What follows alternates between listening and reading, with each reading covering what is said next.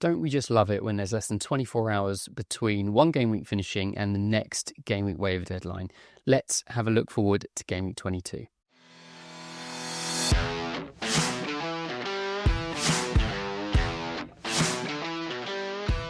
Welcome back to the Draft FC podcast, the podcast website and YouTube channel dedicated to all things official draft FPL. My name is Mitch and I'm your host for another game week preview, going over waiver options, hidden gems and general Premier League chat ahead of game week 22.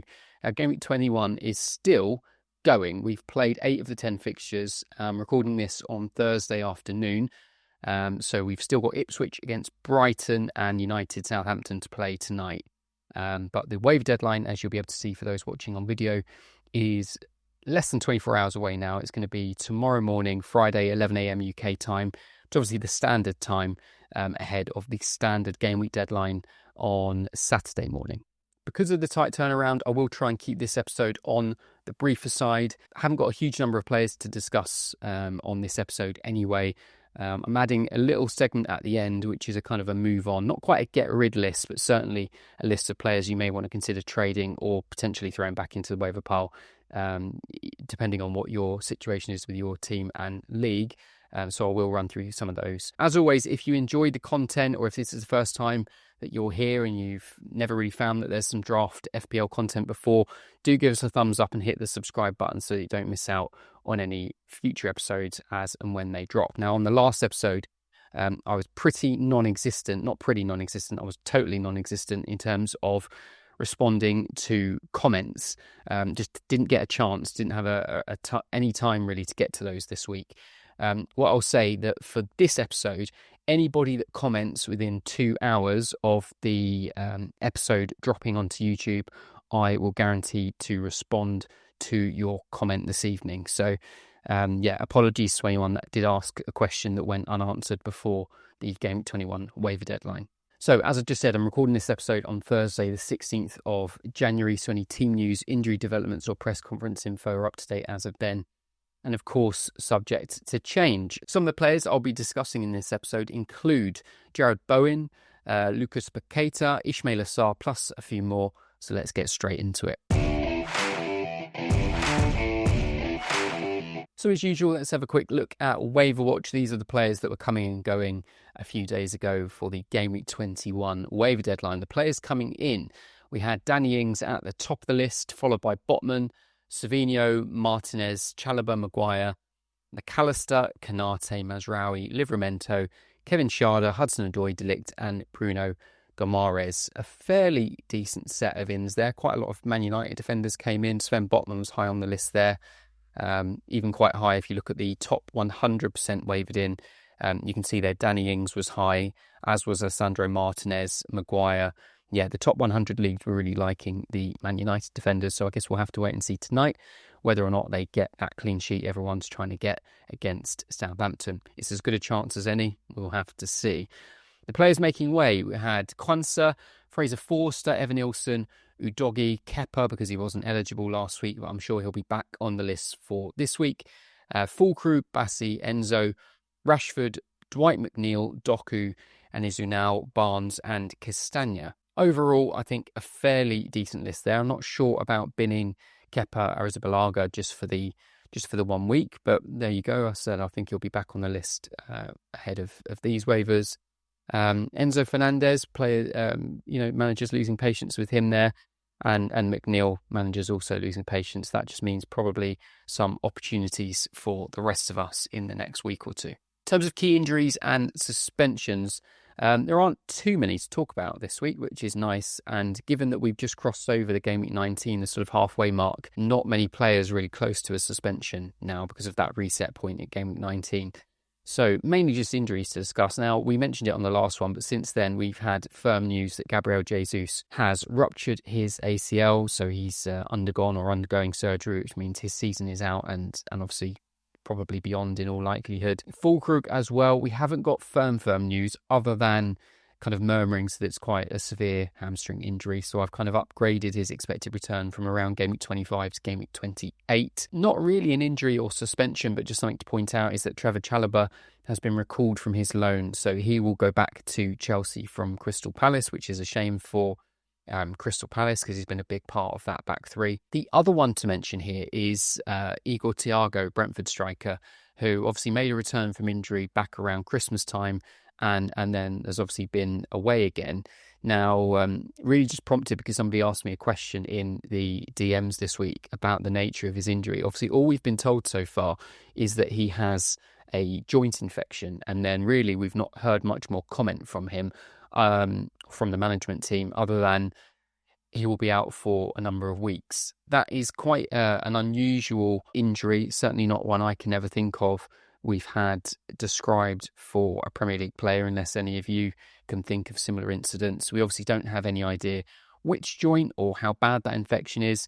Generally, a joint infection is a very serious condition. In sort of medical lingo, that would be a septic arthritis and requires IV antibiotics for sometimes many, many months. If you can't get on top of it, that joint may have to be opened up surgically and washed out.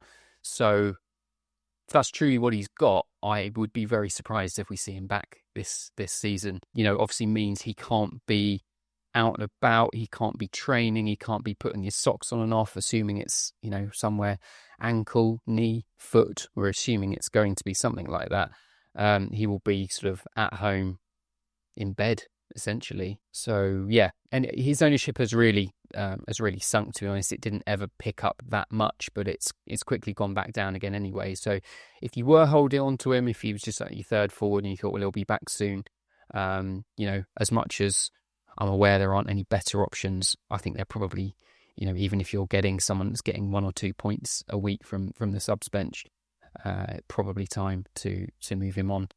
The other one just to update on is Jared Bowen. His injury seems to be at the very optimistic end of his potential return time, given a report that he is back out on the grass in some capacity. It must mean the fracture he had was very minimal, and I would project a return for him around game week 25. West Ham essentially have 2 weeks off because they're out of the FA Cup in between game week 24, which they play on the Monday, the 3rd of Feb, I think, and game week 25 on the 15th of Feb, so there's 12 days gap there. That game week 24 match is away at Chelsea, so I think it would just be silly to rush him back for that one. For the sake of essentially 2 weeks of R&R to get him back to 100%, that is when I think they will be aiming to get him back onto the pitch proper. So let's talk about a few main picks. As I said at the beginning, I'm not going to go through tons in this episode just due to time. Mentioning Ben White again, his ownership crept up barely 1% in the last waiver window, but among top 100 leagues, it went up around 6%. So the more competitive leagues and more engaged managers are moving early to try and find a possible edge there. But as I said the other day, I'm not sure he's going to walk straight back into the starting 11. The other defender to mention here is Sven Botman. He was in hidden gem territory last week. He's quickly got out of there. One of the big movers this week, with ownership now up to 25% in 10-team leagues, with a huge 41% surge in those top 100 leagues. These are by no means silly numbers yet, so there's still plenty of Botmans out there to pick up from your respective waiver piles and attempt to capitalise on Newcastle's fine form at the moment. Bournemouth at home next is certainly no gimme for a clean sheet, but I think a trip to St Mary's the week after is always worth targeting. Into midfield, and to be honest, I think we did pretty well with the list we said the other day. I could have left most of them on there, and I could have even just spliced in a lot of my video from that last episode, but I'm going to keep Lucas Paqueta on here. I said just a few days ago, he could be the one going under the radar with all the absences at West Ham, and he got on the score sheet against Fulham.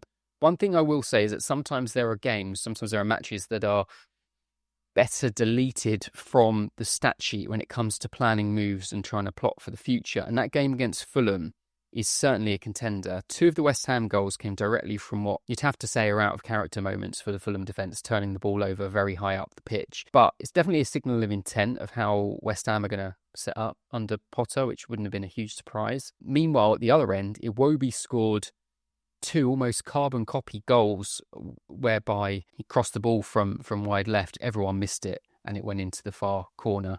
Both of them as well coming from passes from Anthony Robinson. So 2 of the most unlikely goals and 2 of the most unlikely assists put together that you're likely to see to sort of pad out their stats. But Anyway, Paqueta did line up as a false 9, which was interesting. A lot of people assume Mohamed Kudus would be the one to slot in there in that system. And I say, given the success they had with a victory, I wouldn't be surprised if we don't see the same lineup or very close to the same lineup again at the weekend at home against Crystal Palace. His ownership shot up 33% in top 100 leagues. Overall, ownership is still below 50%, which means for most of you out there, there will be availability in your waiver pile. And I think even if you were just plotting for that upcoming game at home to Palace, well worth a 1 week punt, even if you're not convinced he's a name to hold for any longer than that. I'll mention his teammate now, even though I haven't put them in order on the table, Thomas Souček, who, anyone that's been listening to the pod for a while now will know he's very much one of the Draft FC podcast heroes. And we saw him playing as a slightly more advanced number 10 in that game and finished off a very good move in the box to get his second attacking return in a row. He's now on 5 goals for the season. And as I always say, West Ham just look better to me when Souček is on the pitch. Underrate him at your peril. He's on track to get somewhere near his best output for a season, which was 12 back in the 2021 season. And yeah, I think that kind of high pressing tactic that Potter's going to bring to West Ham could get the best out of some of these guys. And then finally, Ismaila Sarr. Now, obviously, you can see there his ownership is up at 80% in 10-team leagues. So he's certainly not somebody who is going to be readily available in most of your leagues if you're an engaged Draft FPL manager. But one of the biggest debates and most common questions over the last month or so has been Sarr versus Eze. Now, both have played near identical minutes in the Premier League this year. Eze obviously has the pedigree. Sarr has that explosivity. He's got a 17-pointer that he put up in Game Week 16. I guess Eze also has set pieces, corners to get more assist potential as well, which is also where his assist came last night from a deep free kick through to Gueye. So far in that debate, my money has been on Sarr, who, especially in recent months, has been putting up better underlying numbers than Eze. I also said in an early video that the way Palace want to create an attack often revolves around Eze receiving the ball into his feet before passing the ball, essentially meaning he's often more likely to assist the assist than actually be the one getting an attacking return. If you haven't seen the highlights from yesterday's game, there's a chance that falls to Mitchell midway through the second half from a Sarr cross, which came directly from Eze receiving the ball in the centre circle in what Glasner would certainly have drawn up on a whiteboard somewhere as a potential angle for an attack. All of this, the expected stats, tactics boards, does not always lead to the best outcome in terms of how many FPL points we're left with when all is said and done. Now, in the last 3 games, Sarr has an expected goal involvement of around 1.5, and he's got 10 FPL points to show for that. On the flip side, Eze has expected goal involvements of 1.3, so a little bit less than Sarr, but from the same 3 games has come away with 21 FPL points to show for it. So we're always going to have to be putting up with this kind of variance. That's football. But if you were to look at the stats in hindsight without knowing the outcome, we'd all be picking Sarr. Okay, so that's just the way the cookie crumbles sometimes. The reason I'm bringing Sarr up again now is that he had a very minor dip in overall ownership last week, which is mad. So the debate of Sarr versus Eze is also, I get it's an academic one for most of you listening, unless you're considering a trade. The conclusion I want to leave you with, though, is that they are both good and better than most, and you'll be lucky to have either one in your draft team. Straight into hidden gems, because there aren't really any forwards to discuss that are going to be available for you. Looking at a couple of defenders first, Chris Richards, his ownership is just 1% in 10-team leagues, and with that move of Chalobah being recalled back to Chelsea, Richards becomes first choice in that back 3 on the right-hand side. It is a bit of a downgrade, but not by a huge amount. He started the last 3 league games anyway now for a couple of reasons. Ownership is actually only 20% in 16-team leagues too, so if you're in one of those large, more competitive draft leagues, he certainly should be a name to consider. They're away to West Ham this weekend. Given the way that game between West Ham and Fulham played out the other night, it's not going to be your best shout for a clean sheet. But I think Palace, to be honest, in any game, any of their defenders can pop up with a clean sheet or an attacking return. And then the only other one I thought that had any sort of upside was Jed Spence, who again is a player I've mentioned recently. His ownership remains just 3% in 10-team leagues. He will continue to start games for Spurs over the coming weeks, even when a lot of the injury returnees are back on the pitch. It's a trip to Everton at the weekend, which means Spurs probably should have most of the ball. And Spence was even getting in some very nice positions in the North London derby last night. Some very good individual defensive moments could have easily got an attacking return in that game. So, yeah, a decent option, not for clean sheets, of course. Even Everton will score against Spurs at the moment, but certainly could get a cross in that someone is able to finish off. In midfield, again, really scraping the barrel. The names that we would normally be looking at in terms of less than 10% ownership are all creeping above that now. As the season moves on, this tends to be what happens, because the names that we should be talking about and the names that should be highly owned get highly owned, and their roster just creeps up and up and up and up. Now, Bergvall and Mavididi were both on the list the other day. Mavididi's ownership shot up a little bit. He started again. Probably unlucky to not get an attacking return in Leicester's game. Leicester, very good value to have got on the score sheet, but just pretty unfortunate with their finishing. And Bergvall I predicted to start in the North London derby, which I thought would be a bit of a decision, which he did. And, to be honest, he played pretty well. And the trust in him to then be left as the single pivot in the second half, again, just shows where his stock currently is in the Spurs squad. Whether or not he plays at the weekend, I'm not so sure. But in a game where Spurs will have more of the ball, certainly more chance of him getting an attacking return. The new name to mention really is Simon Adingra. Not a name that's new to us. Of course, he's been around now for a couple of years on that Brighton left-hand side, often coming on for sort of good cameo substitute appearances. We've seen him start the last couple of games over Mitoma, who I will talk about in just a few moments' time, actually. And yeah, I think if he starts tonight, then you could pretty safely say that he could be the one who's got that starting spot at the moment. It's an away trip to Ipswich, so if he did start, a very high chance of getting something. And if he did, it's just really solidifies his spot even more, and Mitoma's stock would drop ever further. And then finally, one forward to mention for the sake of it really is Jebbison, who got recalled from his loan back to Bournemouth due to their injury crisis up top. He didn't start the game.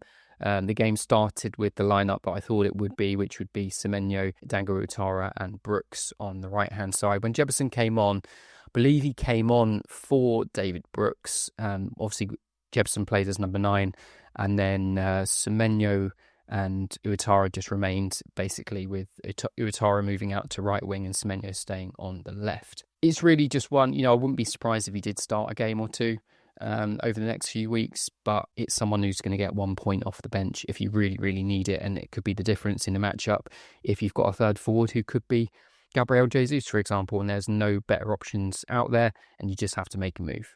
Most hidden gem pick this week was fairly obvious, actually. It's a player I mentioned not 10 seconds ago, and that is David Brooks for Bournemouth. Ownership is just 2% in 16-team leagues, and really he's just one of the players that's doing well out of their injury crisis. Obviously, Evan Nilsson's out, Enes Unal is going to be out for a long time, Tavernier's injured, Sinisterra's injured.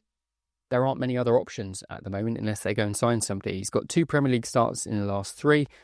He assisted the winner in their match against Everton a couple of game weeks back. His non-penalty expected goal involvements per 90 is just under 0.5 at 0.46, which is decent. Though obviously, this is only from a relatively small sample size of just over 300 minutes. So that's the main caveat here. The next fixture is not easy, away at Newcastle, but do not doubt Bournemouth will go and give that a go. And yeah, obviously when we're doing most hidden gem pick, we are talking about a player who has the potential to get on the score sheet in some manner in those large 14, 15, 16 team leagues. And Brooks is certainly one who has a bit of upside. So this segment is the one I mentioned right at the beginning. So it's not exactly a get rid list, which I've done in the past. And it's not a kind of trade, sell high, buy low kind of thing. And you'll see why in a second. These are really players who have got high ownership, so above 75% ownership in 10-team leagues, that may need to leave our draft teams in one way or another. So that could be in trades. That could simply be they get dumped back into the waiver pile. So let's have a look at some of the names I've pulled up. So we've got 6 names on here. They are all midfielders. The first one is a player really that sparked this segment off, because he's a player that's been on my radar as being grossly overrated for a while now, and that's Emile Smith-Rowe at Fulham. He's put up 0.33 expecting goal involvements per 90 so far this season, which is very much a waiver player level output. He's by no means a guaranteed starter, even when he's fit, and his preferred spot, which would probably be coming in off the left, has been firmly taken by Fulham's player of the season, which is Alex Iwobi. Since game week 11, he's got a total expected goal involvement of 0.42, and that's come from about 7 appearances because he missed a few with injury. He hasn't completed a full 90 minutes all season, and any conversation that involves the desire to pick someone up from the waivers or a question about who to drop, if I see Smith Rowe in someone's team, I'm recommending that managers pull the trigger and bin him off. Next is Mitoma. Ownership is very high, 96%, and he is an odd one because he's sort of become, or at least in the circles I communicate in and read, he sort of made himself into this, top tier midfield figure in draft that's sort of too good for the waiver pile. But he's another one I really hold no sentimental feelings for. If you think there's someone in the waiver pile that you would prefer, even if it's just for a 1 week punt, Mitoma is very much droppable for me. His last return came in game week 13. Since then, he's amassed a total of just 1.3 expected goal involvements in that entire period between now and then. We've also seen other options explored, as I just said, with Adingra getting into starting lineup recently. And to be honest, if he's someone you'd be able to find probably some trade value for. But having said that, he's one of those guys where if he does get offered to you, you have one look at his sort of stat sheet for the season so far, and you very quickly decline it. Really, the value is purely in his name and what he's done at times over the last couple of years. But yeah, I think if you're struggling for flexibility in your midfield and thinking that Mitoma is not droppable, he 100% is. Now, again, with everything that we say on this pod, that has to be caveated with the size of your league. If you're in a 16-team draft league, then Mitoma is not droppable. You are going to do very well to find a better replacement in the waiver pile.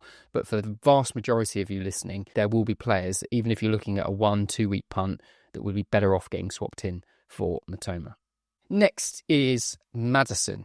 Now, Maddison has 13 goal involvements so far this season, with 4 double-digit game weeks in terms of FPL points, which is like a top-tier output. And these goal involvements have come from various calibre of opposition, from Liverpool right down to Southampton. However, in the last 7 game weeks, he has only started 2 games and generally is considered out of favour at the moment under Ange Postecoglou. He can still look busy when he does get on the pitch, but he really hasn't done enough with his overall performances to warrant being a regular starter at the moment. By no means one to throw on the waiver pile, but certainly one to consider trading away while his stock remains somewhat high. But it's a difficult one because you're not going to be getting him at the best value. But if you keep holding on to him, it could be a lot of 1 and 2 pointers that you're having to put up with. Completing off the Mad pairing, we've gone from Maddison to Madueke, one of the few players to hit the 20 FPL points mark in a game week after his hat-trick in game week 2. There have been other moments this season, most recently in game week 14 against Southampton, where he grabbed a goal and an assist.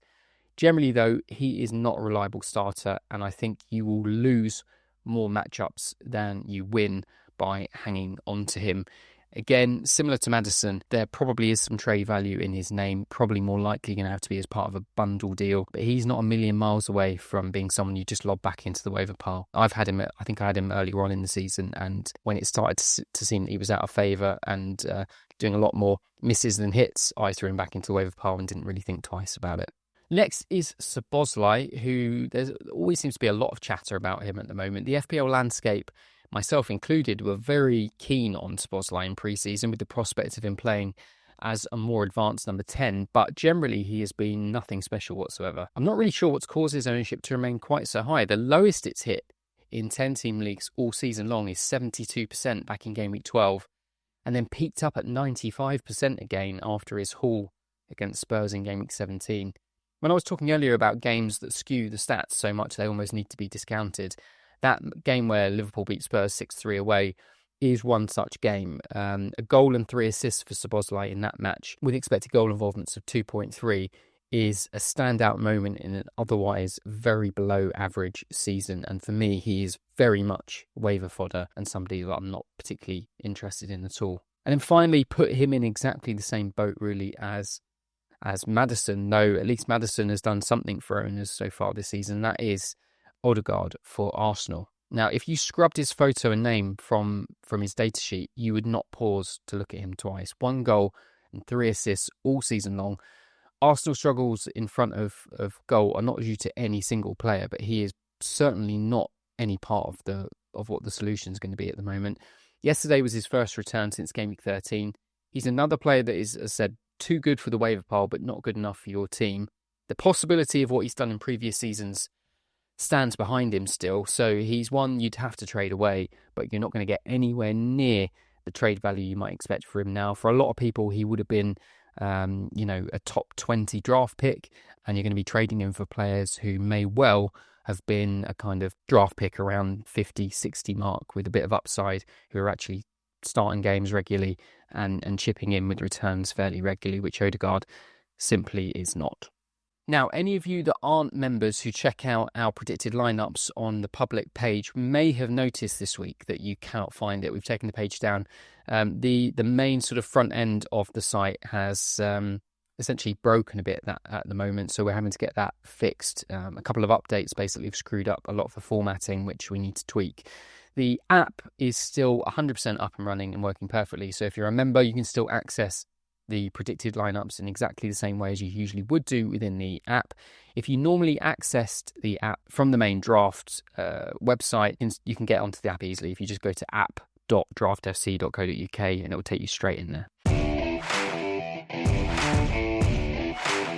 So that is it for this episode. Another reminder that the waiver deadline is less than 24 hours away now, 11 a.m.